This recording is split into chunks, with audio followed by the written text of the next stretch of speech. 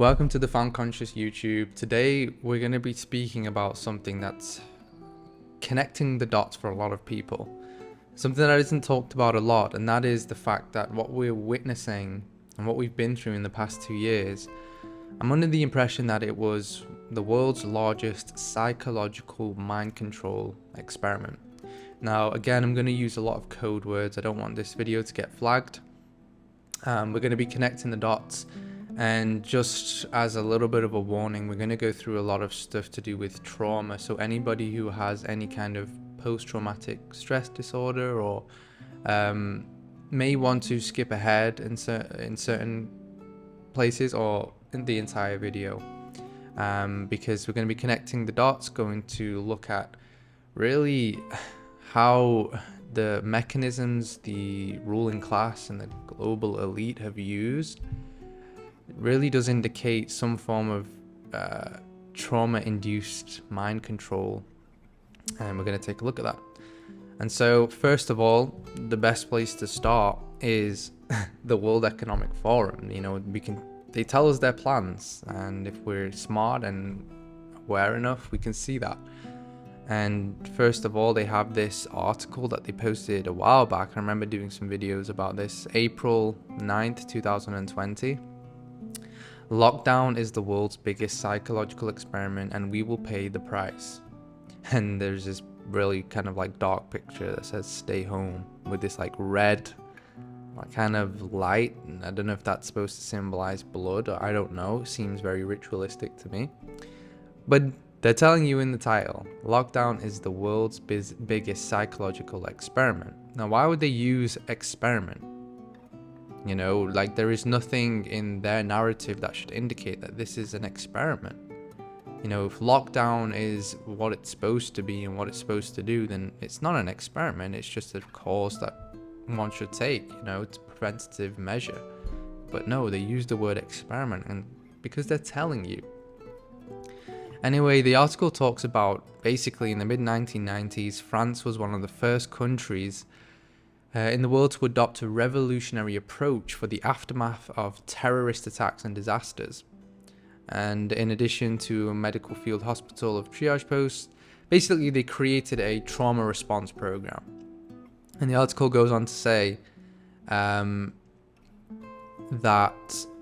since France led the way more than 20 years ago, international playbooks for disaster response increasingly call for this two-tent approach. Meaning they're using this approach to the lockdowns, to what is going on now. One for the wounded, one to treat the invisible psychological wounds of trauma. So me saying that this is a trauma-induced experiment isn't something that I'm making up or that I am just like woefully saying. They're saying this themselves. They're telling you, and they're recognizing, they're making that connection between trauma and what is going on now. And I won't make a video or talk about it now, but this is an experiment. This is a false flag. This whole event has been orchestrated down to the very biology, literally, of it. And we won't get into that, but we're getting into, you know, the fact that they realize that this is some kind of mind control, trauma-induced experiment. And it is mind control because again, trauma is used for mind control. MKUltra documents tell us that. Anyway, clicked on a few different things, and I found another article on World Economic Forum saying new study shows 10 ways to better deal with trauma and stress. And they're talking about how during the pandemic, many people reported finding it hard to manage their emotions for a largely invisible threat. So they're also comparing this invisible threat to natural disasters and terrorist attacks. It's on the same scale. That's just interesting. Fear is one of the central emotional responses during the pandemic, and they're talking about what fear is and why it can be good at some points, but how it can also lead to complex post-traumatic stress disorder, especially if not managed. And it talks about all the protocols they're trying to take and giving little tips And the first priority of emergency of trauma-informed response is to ensure physical safety from the immediate threat, aka, and they're talking about all of this stuff, trust and transparency. We got to trust the leaders. We've got to be compassionate towards each other. We've got to still feel connected, even if we're locked down and isolated, we've still got to connect somehow. And they're going through all this nonsense, and I'm just sharing this with you because I want to make you understand that they realize this. They know and knew that the event that they orchestrated will bring about trauma. Why? Right? That's the question we're indulging in. Why? Why do they want the people to be traumatized? Well, that gets into Project MK Ultra, a project in the 1950s that really detailed a lot about the human mind. It opened the doors and allowed people to understand how the mind can be controlled using trauma. And so we're going to connect some dots here. So I found this article on Break the Chain, breakthemkchain.org. It's a website that's designed for people to understand more about trauma, mind control, and gives good resources in terms of how to come out of that and start liberating yourselves again. And it goes on to say that trauma-based mind control is programming that can be defined as systematic torture that blocks the victim's capacity for conscious processing. So basically, they use torture and trauma to stop the victim or the person being able to think in a normal, critical way. In fact, it hinders that ability, and there is no conscious processing anymore. It's kind of like wiping the slate clean of the mind. And so trauma-based mind control is done through, now listen to this, through pain, terror, drugs, illusion, sensory deprivation, sensory overstimulation, oxygen deprivation, cold heat, spinning, brain stimulation, and often near death. So here we're talking about the methods used to induce trauma-induced mind control. How do we control a patient's mind with these mechanisms? And so first we have pain, right? And we look back in the 2 years that we have that have just gone by and still going on now with the new developments of certain monkey things. But pain was an essential part of what a lot of us felt. And pain isn't just physical, it's also mental. It's mental pain because when we realize that physical and mental pain activate the same receptors in the mind, they're one and the same. And so many of us went through painful moments of losing loved ones.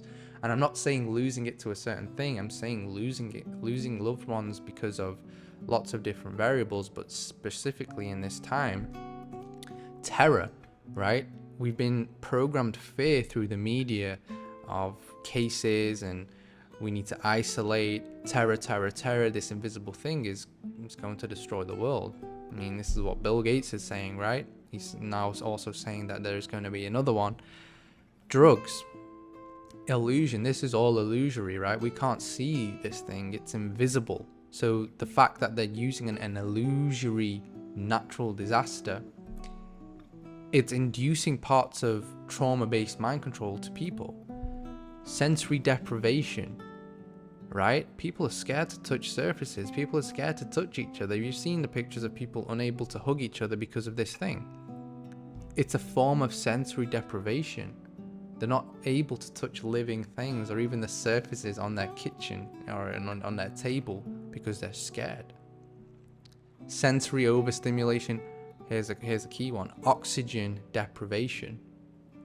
What are they all getting you to wear? They're trying to muzzle you. And that's affecting your oxygen as well. And often near death. Near death is a key one, and it was used a lot in MK Ultra, where the patients would experience something that was to them a near-death experience, because it signifies a lot, especially in occult and ritualistic terms. It also signifies the dying of the old and the rebirth of the new. But they put fear into everyone that people are going to die. People were fearing death in the last 2 years. They didn't know something invisible was going to hit them and they could possibly die. And so you see all of these connections, right? These are trauma-based mind control ways and methods to induce that. And we're seeing a lot of similarities. And even if it's not at the same extent as MK Ultra victims or people who have gone through, real traumas in their childhood or in abusive relationships and things like that, at some level or another, this is producing the same effect, and it will be asinine to believe otherwise. And so it's a great article to read, definitely. It will be posted in the description below. And we have another article here that talks about another side of what happens and what is happening. And, well, trauma-based mind control is all about creating, like, how do they actually control the patient? And it's all about the dissociation of the mind. Dissociation is when you separate the mind into different fragments and different parts, which can be done. When the mind is dissociated, you are more susceptible to hypnotic states. You're more susceptible to programming and conditioning. So this article called by indiebay.org is a very, very detailed article. It'll be down below. It goes into a lot of dark things about mind control experiments. It also goes into how it's all formed through the Illuminati bloodlines and things like that.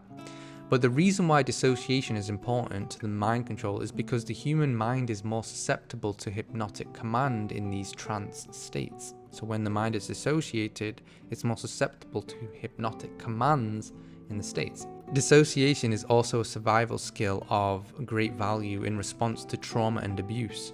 Frequent traumas which split the mind of a child before the age of 6 will produce multiple personality states. This is also known as a dissociative identity disorder. This is one reason why programming must be done in early childhood and in some cases infancy and in utero. It is known as trauma-based personality splits remain isolated in the mind better than hypnotic-based mind splits. So we know they're also targeting children. And what effect does this all have on children? Well, it reminds me of, what is that experiment called now? The still face experiment, where they basically experimented and analyzed what happens to a baby when the mother or a person shows no emotion towards that baby. So 1 minute the mother is happy and is responding to the baby, and the next minute the mother is told to basically show no emotion, and you see how that affects the baby. It instigates emotion and trauma inside the baby. And so these are all forms of, when you're wearing a mask, can you see somebody's emotion? When somebody's muzzled, can you see how they're feeling? Their facial expressions? No. Especially now that they're trying to get you to wear it up to basically here. It's kind of ridiculous. Once the victim is systematically traumatized through various methods, which may include ritual abuse, programming is anchored into each individual trauma. These dissociated traumas are linked to hypnotic programming commands and scripts. Then the traumatic memories linked in with the programming are walled off with amnesia from the host personality. So basically they forget certain personalities they have. And when the person is induced into an hypnotic command, they don't remember who they really are. The traumatized split is also known as the newly created alter personality. Alter personalities are created according to the programmer's needs, while the host personality is unaware of the traumatic memories and alters who hold the memories. The alter personality can be called up to the front of the mind via codes or specific cues that the programmer knows, and be trained to do a variety of functions. That's ultimately how the programmer controls the person. Is when you create altered personalities, you use trigger phrases and trigger words to activate them and get them into hypnotic states where they no longer remember their other personalities, or maybe their soul personality. Well, with a lot of the MK Ultra experiments, we seen one of the methods they used was a repetition of key phrases, they would induce a white noise into the person's mind with a constant repetition of words and phrases. Well, what have we been seeing the last 2 years? What repetitive statements and phrases have we been seeing? I'll name 2. Build Back Better and the Great Reset. Plastered everywhere. Everybody knows what the Great Reset is. Everybody knows what Build Back Better is, because it was on every media channel, say it over and over and over and over and over again. And these are triggers. These are emotional, traumatic cues that are triggering people to behave a certain way. And the proof is in the pudding. It's mind-blowing when you see the similarities of trauma-based mind control and what's going on in the last 2 years. I found another article that goes into something that's quite interesting, and that is with MK Ultra and trauma-based mind control, one of the main things that were used was ritual abuse, was satanic ritualistic abuse onto the people.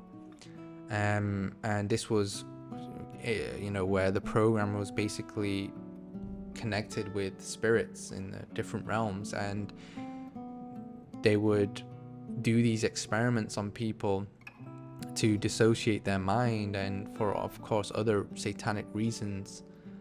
And this article here from the trenches worldreport.com goes into the ritualistic side of what we've seen, which also is part of the mind control experimentation. And so this article talks about the pagan ritual of transformation, the 3 stages of initiation ritual. And I'm under the impression that what we went through was an initiation ritual for, obviously, the people that were unaware. And so an initiation ritual typically involves 3 stages. And let's see if any of them sound familiar to you. The first stage is isolation and purification. So isolation is a very, very key component, not only in MK Ultra trauma-based mind control, but also in ritualistic initiations.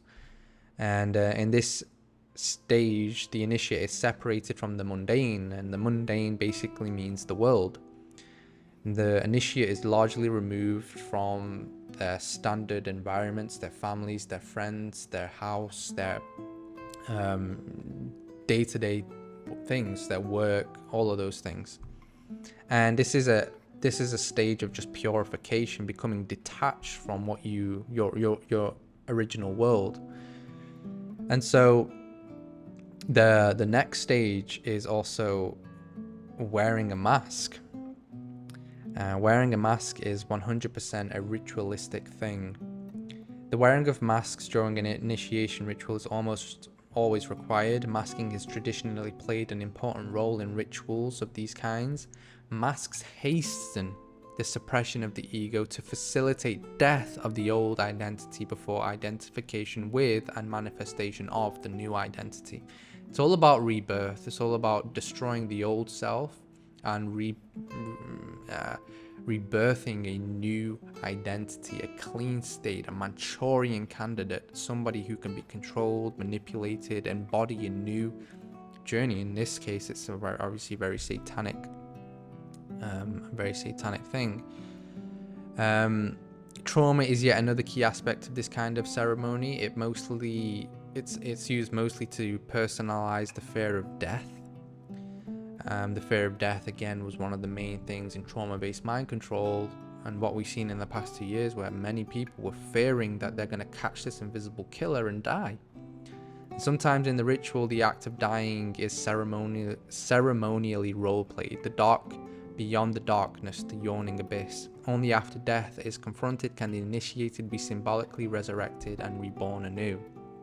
So now that the CV, the invisible killer, is dying down a little bit, the initiation ritual is finishing. People went through the near-death experience, and now they're being resurrected and reborn anew for what is to come, the next stages, I guess. So it's a very interesting article to read. Definitely will be linked down below. Now, there's lots of angles I could have taken this, but I just wanted to show you the similarities of what was experienced in the last 2 years and is still ongoing to some extent, and maybe even in the future, most likely, and trauma-based mind control. And it becomes almost undeniable that that is a definite correlation. There is a definite thing that is happening, and they understand this. The ruling class, the global elite, I don't like to call them that, the psychopaths, they know this, and they're playing with everybody. And it's only when we really step out of that and we don't play in their games do we not become so traumatized by what they do. First thing, turn off the news, and most people's problems will be cured if they just turned off the TV. But I got into, I know if people have been looking at my stuff, I've been posting about German New Medicine for a good 1.5 to 2 years, here and there. And German New Medicine is something that I'm extremely fascinated in. German New Medicine was started by a guy called Ritualistic, a German doctor. And he developed something that really solidifies the idea of trauma affecting the human body. And he came up with a system called German New Medicine that identified that trauma creates lesions in the brain, and those lesions activate specific cellular biological responses in the body. And he shows the interrelation between something traumatic in someone's life and the effect of biology.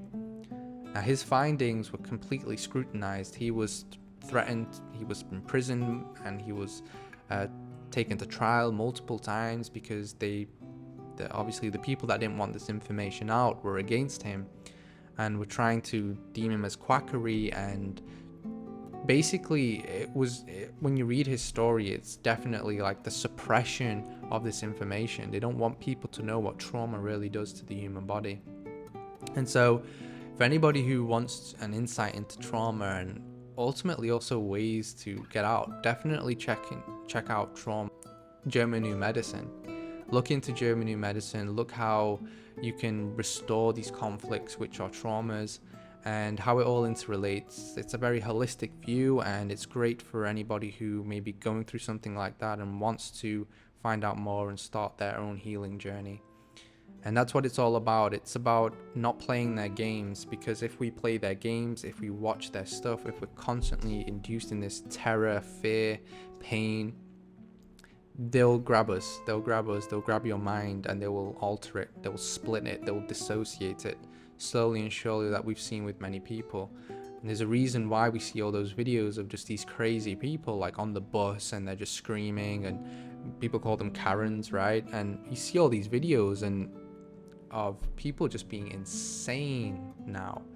You look at them and you think this person is insane because of the crazy things they're doing, how scared they are, people with 5, 6, 7 masks on and whatever.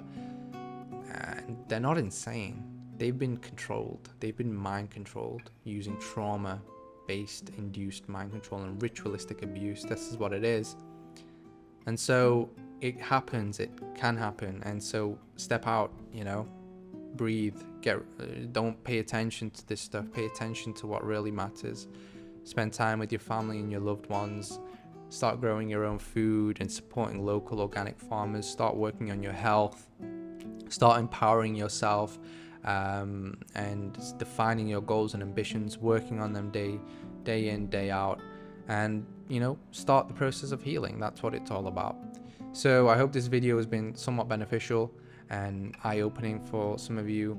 If you found this video interesting, please consider sharing it around.